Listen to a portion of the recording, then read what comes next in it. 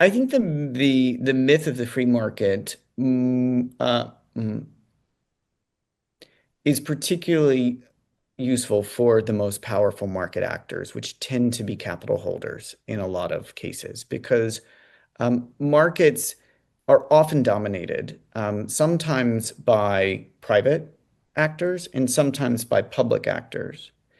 And if you can get enough people to think that markets are somehow self-regulating, magically organizing, dynamic structures, you have made the case that government should be less active, and thus those who are most benefiting from that particular market order will stand to benefit even more. And depending on the market, depending on the cost of capital, depending on the level of investment that needs to happen, you can have markets that will move into a kind of naturally oligopolistic or monopolistic kind of arrangement.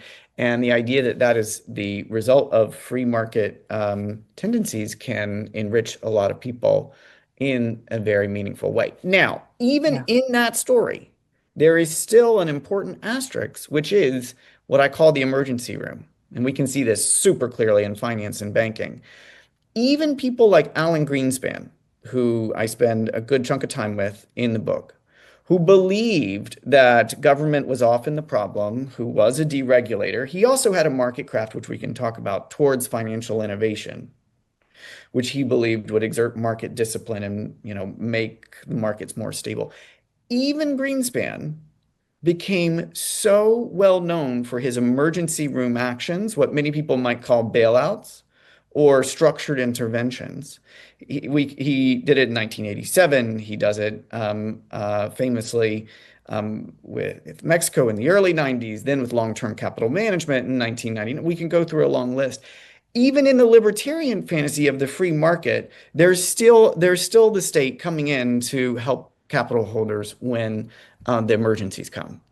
And so that I think that sort of mythology, that story, has been particularly enduring and worked very well for those who had the most resources and the most power. And obviously, the one I'm trying to offer is one where we say, guys, we need to structure the market first in a way that makes it work for more people, that prevents those kinds of emergencies and bailouts in the first place. But the only way that you can follow a preventative regimen is if understand that markets need management and structure in order to work well and in order to be stable, which I think we're closer to that set of ideas now than in 2007 when Greenspan stopped being, or 2006 when Greenspan stopped being Fed chair.